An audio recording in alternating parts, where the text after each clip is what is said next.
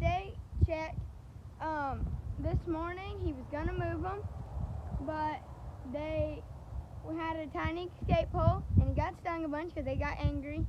So he's gonna move them this evening, and either if the hole already needs to be fixed, or he already fixed it, or he's gonna fix it and it's good to go, and he's gonna take them home.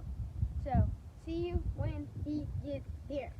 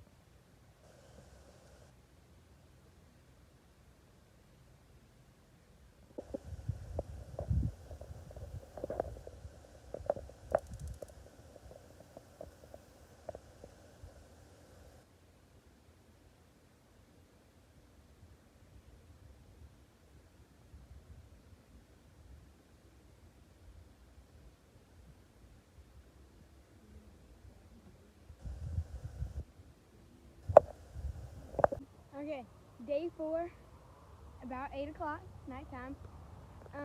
This is the day that we're getting ready. All the worker bees are coming in, and they're leaving today.